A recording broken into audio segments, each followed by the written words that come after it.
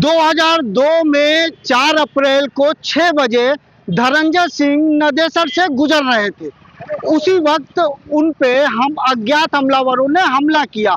हमला प्राण घातक था, मगर 2002 के उस कोर्ट केस की सुनवाई आज यहाँ एमपी एमएलए कोर्ट वाराणसी में हुआ। हम तस्वीर के माध्यम से आपको दिखाते हैं कि देखिए, ये वाराणसी का जिला एवं सत्र न्यायालय है और इसी के अंदर एमपी एमएलए कोर्ट है। और कोर्ट के द्वारा धनंजय सिंह पे हुए हमले में जो भी आरोपी थे, जिसमें अभय सिंह और विनीत सिंह समेत कुल 6 आरोपी थे।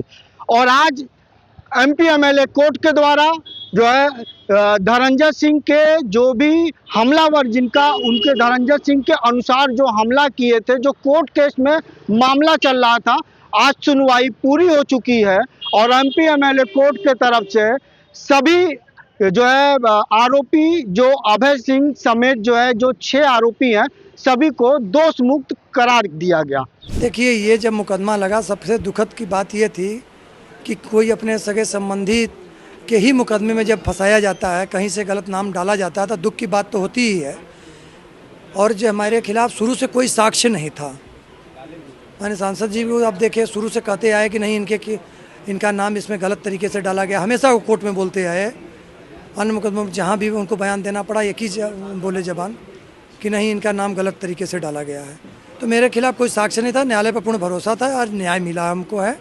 माँ विंध्यवासिनी का कृपा बना रहा, भोलेनाथ की कृपा थी। भोलेनाथ की नगरी में हम लोगों को न्याय मिला है, कोर्ट द्वारा न्याय मिला है। कितना बड़ा फैसला मानते हैं, इसको कितनी बड़ी जीत मानते हैं? देखिए, बहुत दिनों से लंबित केस चल रहा है। यही एक मुकदमा मेरे ऊपर था। इसी एक मुकदमे की वजह से हमेशा कोर्ट कचहरी आना जाना मेरा लगा रहता था निरंतर। आज के बाद कोई भी मुकदमा, पूरे भारत में मेरे ऊपर कोई भी मुकदमा किसी प्रकार का, छोटा बड़ा, कोई बीएनएस है, आईपीसी की धारा कोई भी नहीं है। सबसे मुझे बरी है, तो कोई मुकदमे नहीं है। इसलिए न्यायालय को भी के तरफ से न्याय मिला है, माँ की कृपा रही है। 24 साल पहले हमारे ऊपर फर्जी मुकदमा कायम कराया गया था। जिन्होंने कायम कराया था उस समय वो बहुजन समाज पार्टी की सरकार को समर्थन दिए हुए थे। मैं पूर्व बता चुका हूँ, अपराधजीवी व्यक्ति थे। अपनी सुरक्षा प्राप्त करने के लिए, सुरक्षा बढ़ाने के लिए उस व्यक्ति ने मेरे ऊपर फर्जी मुकदमा कायम कराया, जिससे आज माननीय न्यायालय ने मुझे बरी कराया। और मैं उसके बारे में बताना चाहता हूँ, वो बिना अपराध के नहीं रह सकता है। उसको सरकारी सुरक्षा के आड़ में उसको वसूली करना है, जमीन कब्जा करना है, मकान में घुस जाना है और अन्य कई प्रकार के उसको आपराधिक कार्य करने हैं, जो उसका पेशा है। इस संदर्भ में आपको एक बात और बताना चाहता हूँ। इसी सुरक्षा प्राप्त करने के लिए उसने फर्जी कागज हाईकोर्ट में लगाया था, जिससे माननीय हाईकोर्ट ने स्टेट को निर्देश दिया कि, और चीफ जस्टिस कोर्ट ने निर्देश दिया कि धनंजय सिंह के खिलाफ जांच की जाए और मुकदमा दर्ज किया जाए, जिसमें सरकार ने उनके खिलाफ मुकदमा दर्ज किया है। और उसके चक्कर में फंस करके आपके एक पत्रकार भाई के ऊपर भी मुकदमा दर्ज हो गया धनंजय सिंह के साथ, जो फर्जी जो सुरक्षा प्राप्त करने के लिए खिला रास्ता है, उसको माननीय उच्च न्यायालय ने पकड़ लिया। इसी तरीके से सुरक्षा प्राप्त करने के लिए उसने फर्जी मुकदमा मेरे ऊपर लिखाया, जिससे आज 24 साल बाद माननीय न्यायालय ने मुझे दोषमुक्त किया। वो अपराधजीवी है, उसका अपराध करना पेशा है। और बताना चाहता हूँ आपको, इस तरीके से खुलेआम वो घुमा करता है, वो माननीय न्यायालय द्वारा दोषी करार दिया गया है। वो घोषित अपराधी है, मुलजिम है। उसके अधिकार सामान्य नागरिकों से कम है, लेकिन सामान्य नागरिकों से अपने आप को ऊपर समझता है। वो सामान्य नागरिकों से नीचे की बात है। मानते नहीं मानते इस चीज को आप? ये बहुत बड़ा फैसला आया है और माननीय न्यायालय ने सही समय पे सही फैसला दिया।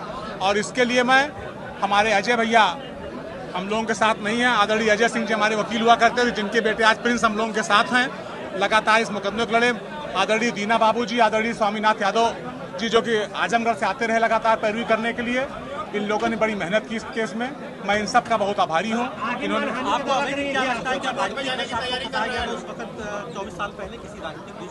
मैं बता तो रहा हूँ, उसके अंदर राजनीतिक कुंठा थी हमको लेकर के, और उसने अपनी इसी कुंठा को सोचा एक पंथ दो काज, इनको फंसा के बंद करा दो और सुरक्षा ले लो। फैसले के खिलाफ अगली अदालत का दरवाजा खटखटाने की तैयारी हाँ तो करें, वो तो भारतीय न्याय प्रक्रिया है, ये वो करेंगे, वहाँ भी हम लोग लड़ेंगे। किसी चीज को कोई झुठला थोड़ी नहीं सकता है। जिस समय घटना घटी है उस समय सरकारी अस्पताल में भर्ती था, जिस गाड़ी में गोली चलाना कह रहे हैं उस गाड़ी का कोई अतः पता नहीं, ना कभी वो गाड़ी कस्टडी में ली गई, ना उस गाड़ी कोई टेक्निकल मुआयना हुआ।